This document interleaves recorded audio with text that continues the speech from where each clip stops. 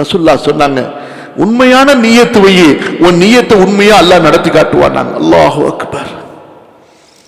உண்மையான நியத்து வை. நம்ம வைக்கிற நியத்தெல்லாம் போலி. அல்லாஹ் சொல்றான் கொடுத்ததிலிருந்து கொடுங்கிறான். நம்ம அல்லாஹ்ட்ட சொல்றோம் அவன் கொடுத்தா நான் கொடுப்பேங்கிறோம்.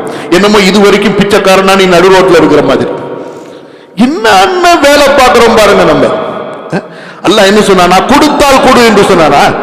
குர்ஆன்ல ஒரு வசனத்தை காட்டுங்க. என்ன தாரிக் பை, குர்ஆன்ல ஒரு வசனம் நான் கொடுத்தால் நீ கொடுன்னு சொல்லியிருக்கானா, நான் கொடுத்ததிலிருந்து கொடுன்னு சொல்லியிருக்கிறானா? எப்படி இருக்கு வசனம்?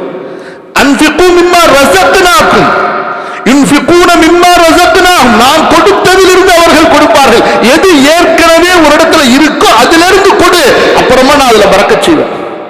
நம்ம சொல்ல அல்லாஹ் எனக்கு கொடுத்தால் உங்களுக்கு கொடுப்பேன். ஏன்டா பிச்சைக்கார பையல, உனக்கு எதுக்கு? அது அல்லாஹ்வே டைரக்டா வேற ஆள் மூலமா கொடுத்துட போறான். மனிதன் இவ்வளவு ஒரு கருமையாக கேவலமாக நடந்து கொள்கிறான் அல்லாஹ்வோடு. உண்மையான நியத்து வை, அல்லாஹ் உனக்கு கொடுப்பான்.